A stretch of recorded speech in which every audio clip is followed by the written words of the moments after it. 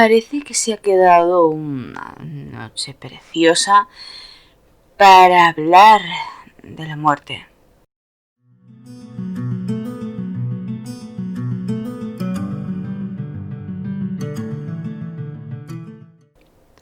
Buenos días, caminantes.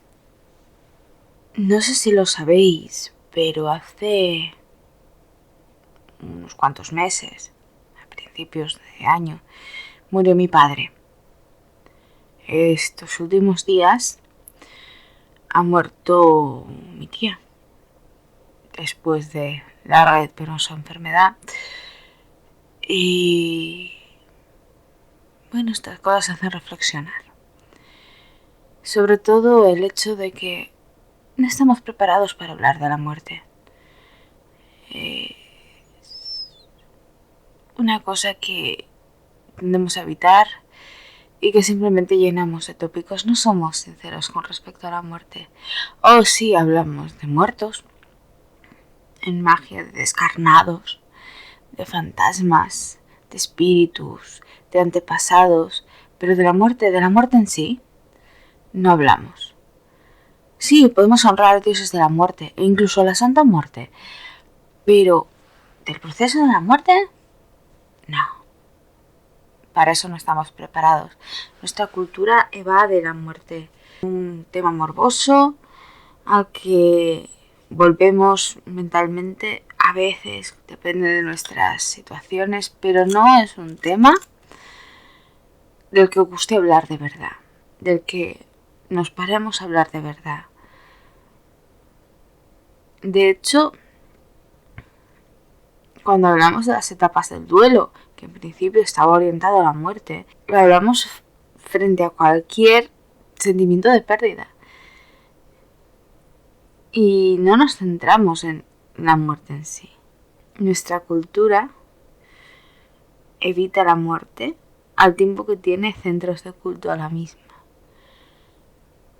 Tenemos cementerios, tenemos una festividad cristiana dedicada a los santos muertos, un día al año dedicado a revestir y limpiar y cuidarte, la zona sagrada donde están nuestros muertos, ¿no? Pero seguimos sin hablar del momento de la muerte, cómo acaece y de qué te pasa a ti, el vivo, no tanto al muerto. Vivimos en una cultura que está tan centrada en el ganar y en el vivir que no nos centramos en el perder. Y la muerte es perder, es un cambio de estado, pero para el que se queda es una pérdida, es perder una batalla. Mi padre perdió una batalla frente a su enfermedad, mi tía perdió una batalla frente a su enfermedad. Y no diré que no esté bien, porque poniéndome en modo friki, no os diré no lloréis, pues no todas las lágrimas son amargas. La muerte puede llegar a ser una buena amiga, al fin y al cabo. La muerte libera. Y las situaciones en las que estaban mis familiares cuando pasaron al otro lado, eran situaciones de las que estaba bien que fueran liberados. Pero esto es una narrativa que los que nos quedamos usamos. Porque la muerte duele, no solo al que muere, sino especialmente al que se queda. Tengas la relación que tengas con una persona que fenece, es como si te arrancaran un trozo. Puede que sea solo como levantarse una uña o como si te arrancaran el corazón de cuajo, pero es como si te arrancaran un trozo. Estás perdiendo una parte pequeña de ti mismo, de tu autoconcepto, de quién eres en este mundo. Se va, porque al fin y al cabo, quiénes somos está, tal y como yo lo veo, totalmente ligado a todas nuestras relaciones y a todas nuestras visiones en este mundo. Yo soy yo y soy hija de mi madre y de mi padre, nieta de mis abuelos, sobrina de mis tíos, esposa de mi esposo, madre de mis hijos y amiga de mis amigos y todas estas cosas. Sí, las relaciones se enturbian, no siempre son bonitas, a veces se rompen, pero una relación que se rompe no es realmente algo que acaba de forma definitiva, sino un lazo que ya no cuidas. Es decir, no es algo que esté seco y cercenado, sino que es algo que simplemente ya no visitas o no cultivas. Es decir, un antiguo amigo, si sigue vivo, sigue en tu recuerdo y tú sigues en el suyo. Esa relación sigue existiendo, aunque esté en un plano pasado. Pero la relación con alguien que ha muerto se transmuta. Porque esa persona ya no te recuerda como se recuerda a una persona. Porque esa persona ya no es una persona como lo era. Por tanto, cuando alguien muere, tal y como yo lo siento, también muere un poquito de todas las personas que ha tenido alrededor, que le han querido e incluso odiado. No estamos preparados para hablar de lo que le pasa al vivo cuando hay una muerte. No estamos preparados para hablar de lo mucho que duele, sea quien sea el muerto. A poco que lo conocieras, lo mucho que duele. No estamos preparados para hablar de cómo nos enfrentamos a este dolor. Desde que soy pagana, he perdido bastantes personas. Aunque, como ya os he dicho, últimamente más. Pero también algunas de forma un poco más injusta, tal vez. Desde que soy pagana he perdido 2 abuelas, a mi padre y a mi tía, y a una prima muy querida, de una enfermedad que ni siquiera sabíamos que tenía. De algún modo se entiende que cuando pierdes a alguien estés triste. Triste, triste, triste, desolado.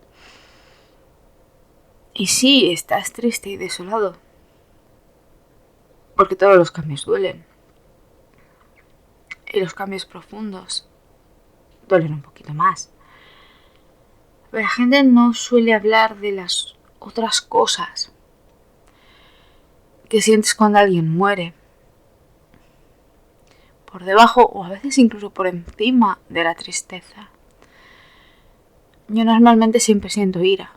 Cuando murió mi prima, me enfadé mucho. Me enfadé por mi familia, por haber ocultado una enfermedad durante mucho tiempo, porque los trapos sucios se lavan en casa y por qué hablar.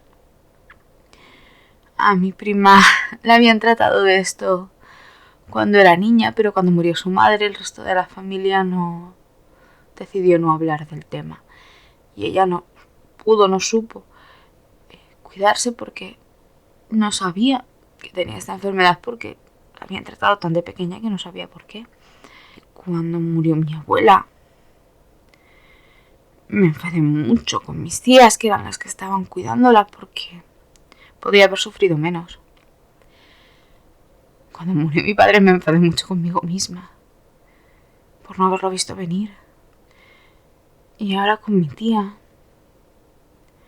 también me he enfadado mucho conmigo misma, por no poder valorarla más. Os juro que la valoro.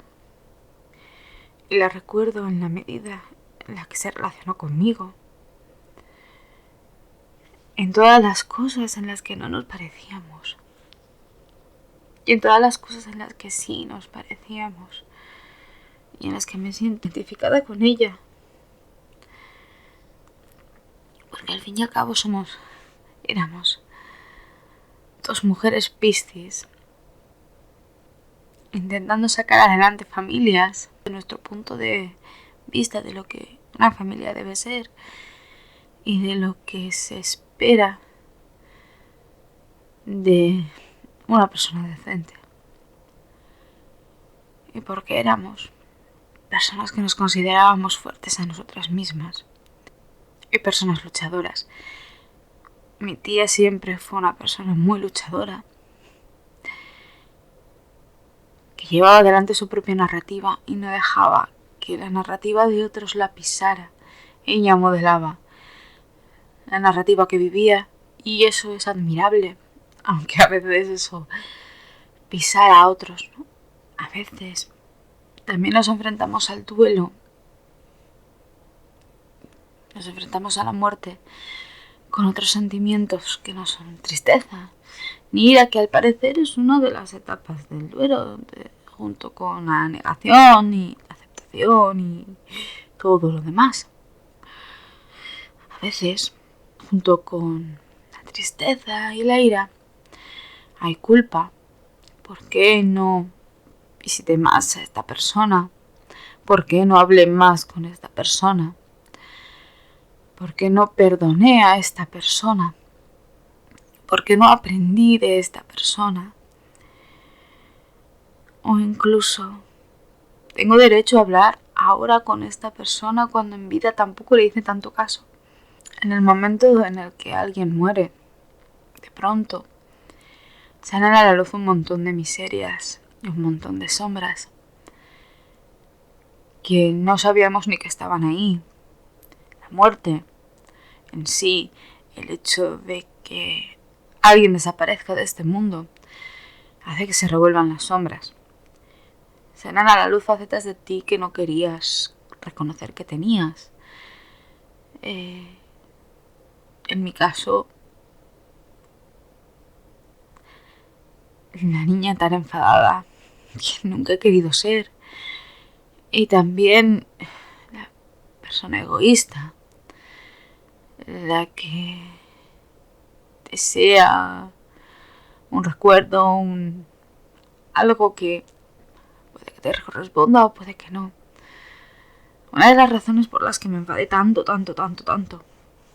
cuando murió mi abuela, además de porque podía haber sufrido menos, y es totalmente cierto, es porque oía a mis tías pelearse por quien se llevaba unos abrigos y unas joyas y unas cosas de su casa. ¿A quién le pertocaba, no? Antes de enterrarla. Fue de muy mal gusto. Y estaba tan enfadada que me las habría cargado allí mismo, o sea. Sin embargo, puedo entender que la muerte de alguien puede sacar lo peor de ti, incluyendo pues tu parte más codiciosa, más ruin, la parte de esas relaciones largas y cuajadas de todo, que es, por ejemplo, tener hermanos. Una hermandad no es todo luz. Y ese rollo, cuando tienes un hermano, la historia con tus hermanos es larga y está perlada de momentos maravillosos y momentos horribles. A un hermano le guardas en el fondo de tu alma y en el fondo de tus recuerdos tanto mal como bien, tanto agravio como agradecimiento. Y cuando algo te revuelve, algo tan grande como que muera tu padre o tu madre, pues es normal que estas mierdas salgan a la luz. Junto al dolor, junto a la ira, junto al sentimiento de culpa por todo lo que ya no podrá ser, por todo lo que no ha sido. Y en ocasiones junto al sentimiento de alivio, porque en ocasiones la muerte viene tras dolorosa enfermedad o similar. Y parece un cliché. Está mejor donde está y ese tipo de cosas. Pero lo cierto es que cuando tu cuerpo no te deja, cuando tu cuerpo solo te produce dolor, la muerte sí es libertad y recuperación. Y el cambio de estado es bienvenido. Y el que se queda tiene que asumir que era bienvenido y era necesario. Aunque la verdad es que cuesta. La narrativa de que el cambio es necesario y libertador y es bueno. Y me agarro a ello. Porque si no tuviera esa narrativa, puede que el dolor fuera demasiado insondable. Yo necesito esa balsa. Y supongo que cualquiera que pierde a alguien también la necesita. La cuestión es que vivimos de espaldas a la muerte. Está allí, es al final del camino y lo sabemos. Pero vivimos de espaldas a ella. Al principio porque somos jóvenes y nos creemos inmortales. Estamos sanos y nos creemos inmortales. La muerte ocurre, pero a nosotros no nos va a pasar. Los accidentes pasan y nuestros mayores nos han advertido que debemos tener cuidado y de hecho lo tenemos y tomamos las indicaciones que nos dan al respecto de nuestra salud, procuramos ser más o menos sanos, no cruzamos la calle sin mirar y este tipo de cosas. Pero a veces más porque el mundo es así y hay una serie de normas que cumplir, que porque temamos realmente morir, vivimos de espaldas a la muerte, no la miramos a la cara, no tenemos conciencia de ella hasta que ocurre. Por tanto, en nuestra cultura la muerte siempre ocurre de sopetón, porque la negamos, incluso en largas enfermedades. En el entierro de mi tía, su marido decía, se ha ido tan rápido, que mejor, porque ha sido cuestión de días. Pero eso es mentira, porque ella llevaba luchando contra una enfermedad mortal 17 años. No se ha ido rápido. Puede que la peor parte haya sido rápida, pero ella no se ha ido rápido. Ella ha peleado con toda su alma. Pero nos negamos a ver la muerte. Nos negamos. Y cuando yo paseo con mis hijos por el parque y hay un pajarito muerto, que de vez en cuando lo hay, una paloma o un gorrión, que ha sido atropellado, que simplemente, o sea, que ha ido del nido, lo que sea, tiendo culturalmente, iba a decir instintivamente, pero no es una cuestión cultural, a esconderlo, a distraer a mis hijos de el hecho de que hay un cadáver de un pájaro, porque asumimos que la muerte es algo que no debe estar en contacto con los niños porque es traumática y mala. Pero los niños pueden aceptar muy bien la muerte. De hecho, mis hijos han aceptado la muerte de su abuelo mucho mejor que yo. Y no porque fuera su abuelo, yo les expliqué. Oye, el abuelito muerto, eso quiere decir que ya no va a estar más con nosotros físicamente, pero va a estar con nosotros en espíritu. Tenemos el altar de los antepasados, ellos hablan con su abuelo, ellos llaman al espíritu de su abuelo a las celebraciones y lo despiden y hablan con él de una forma tan natural que a veces me gustaría que este tipo de tradición religiosa fuese más amplio, porque mis hijos han perdido solo parte de su abuelo, pero otros niños supongo que pierden mucho más. Vivimos en una cultura que está totalmente volcada en la juventud y en la salud.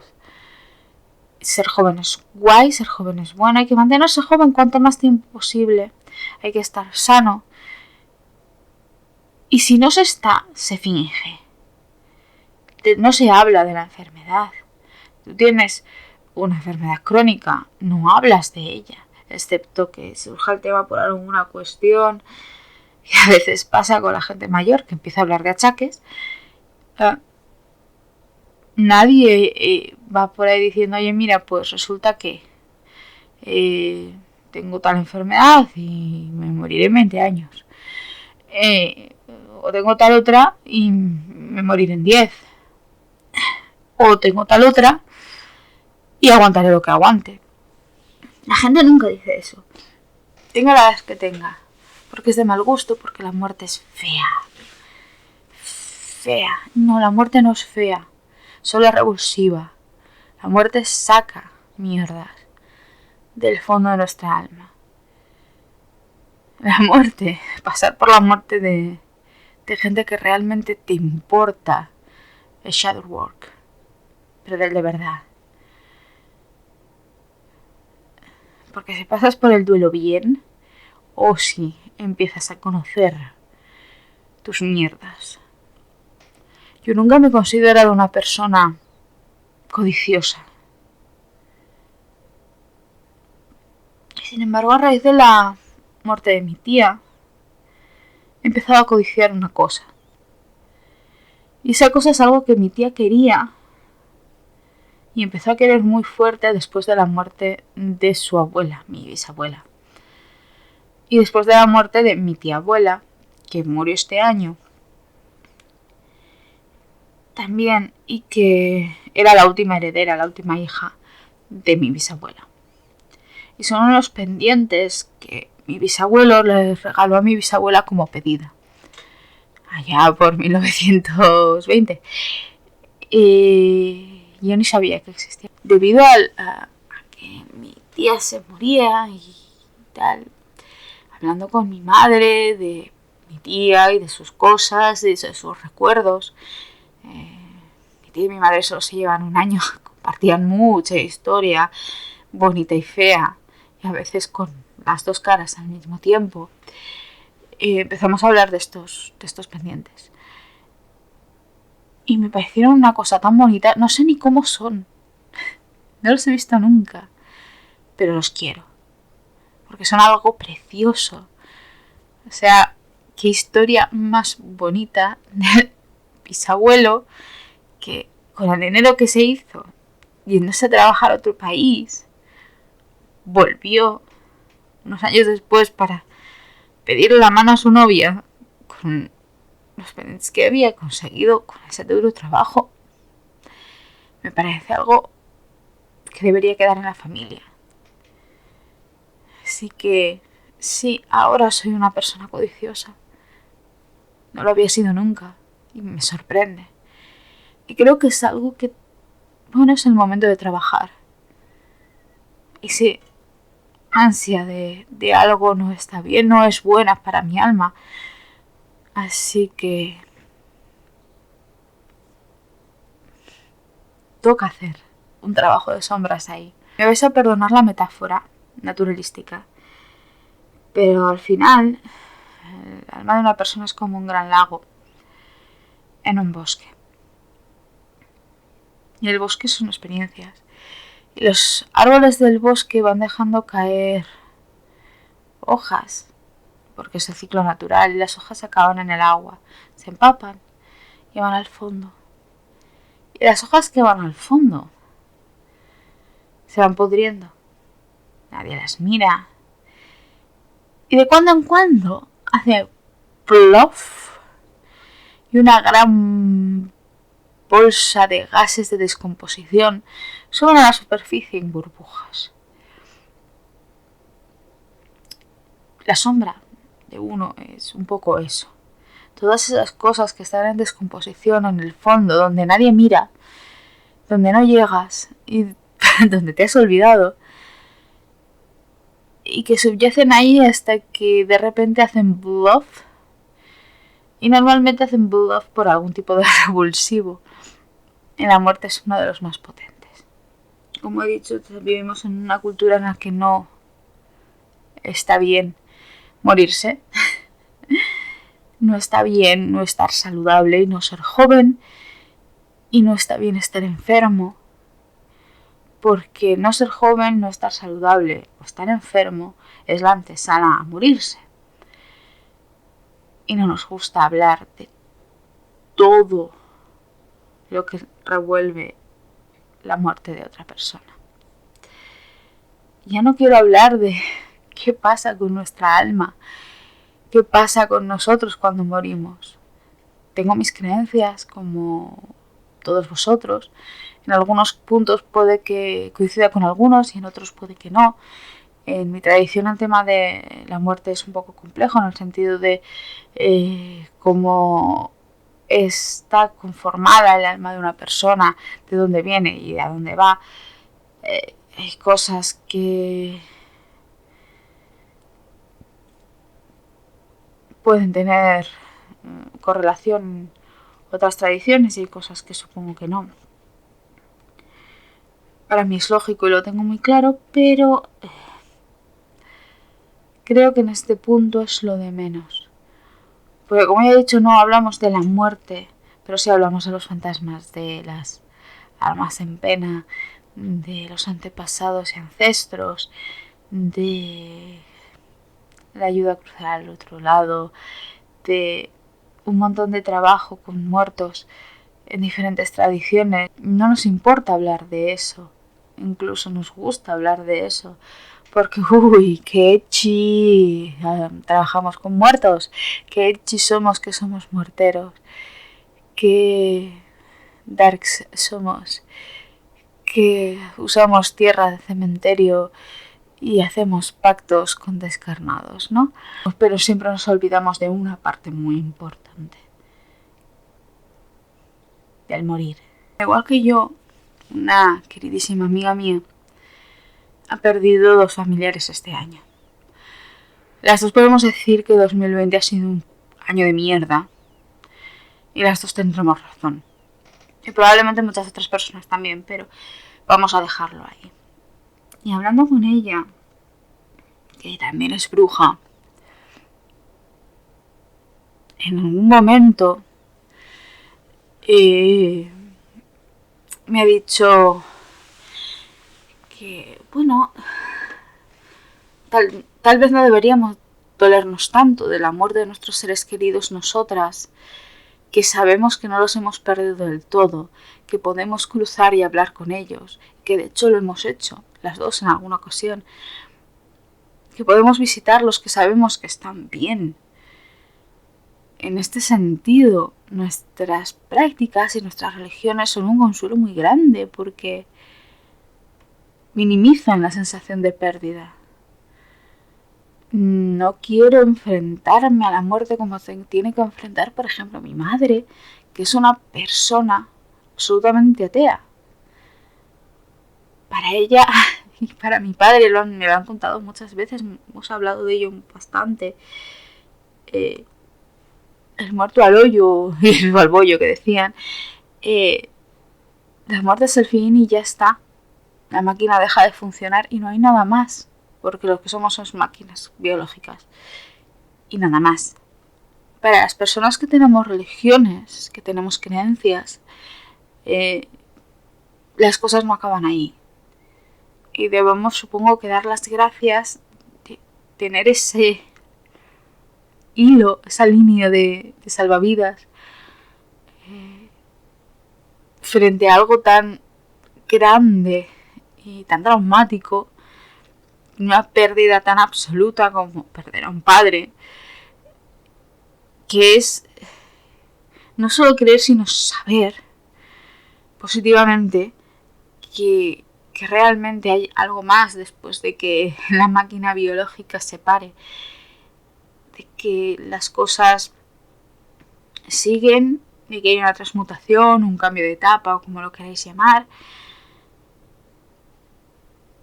Y ahí deberíamos tener un consuelo, pero creo que ninguna de las dos, ni mi amiga ni yo, percibimos ese consuelo, al menos no de forma inmediata, incluso intentándolo. Debo decir que yo no fui a hablar con mi padre inmediatamente después de morir, y mi amiga creo que sí, pero yo no lo hice porque considero que es positivo para los muertos que los dejemos un poco en paz. Quiero decir, morir es traumático para todos. Para los que se quedan es muy traumático, pero para el que se va también. Y mi padre era una persona muy terca, de ideas muy fijas. Y el cambio debió ser duro. Mi padre, yo sentía que necesitaba tiempo. Un tiempo que, por ejemplo, no creo que vaya a necesitar mi tía. Creo que ella es mucho más flexible. De hecho, ella estaba mucho más preparada. Tan preparada que ayer me dijo mi madre que había hecho paquetes de recuerdos para todos sus sobrinos. Mi tía no sabía. Al menos no a un nivel consciente. Que yo soy quien soy y como soy, y que rindo un culto a mis antepasados y que tengo un altar para ellos. Mi tía no sabía, al menos a un nivel consciente, que ese recuerdito iba a acabar en un altar para antepasados. No sé qué es, pero va a acabar ahí. Eso está cantadísimo. Y en el fondo creo que de algún modo lo he hecho por eso. Como ya os he dicho, a lo largo de los años he perdido personas mientras era pagana. A mi abuela paterna, la madre de mi padre, la perdí hace muchos años. Yo todavía me consideraba vulcana. Y mi forma de despedirla fue muy distinta a la que sería ahora. En aquel momento yo deseaba liberar su alma y ayudarla a cruzar y poco más. Lo tomé como una tarea personal y ese tipo de cosas. Y ahora lo habría hecho de otra manera. Y yo lo sé. Ahora, bueno, hablo con ella y sé que no le importa. Mi forma de ver la pérdida y la muerte ha ido cambiando, porque yo también he ido cambiando. Para cerrar este podcast, me gustaría preguntaros, ¿cuándo fue la última vez que hablasteis con alguien de la muerte? No de los muertos, no de la magia, no del más allá, no de la reencarnación, ni de la vida después de la muerte, no, de la muerte, no de los dioses de la muerte, del hecho, de la pérdida, de la ruptura, de la sombra. ¿Lo habéis hecho alguna vez? Porque yo creo que hasta este año no lo había hecho nunca.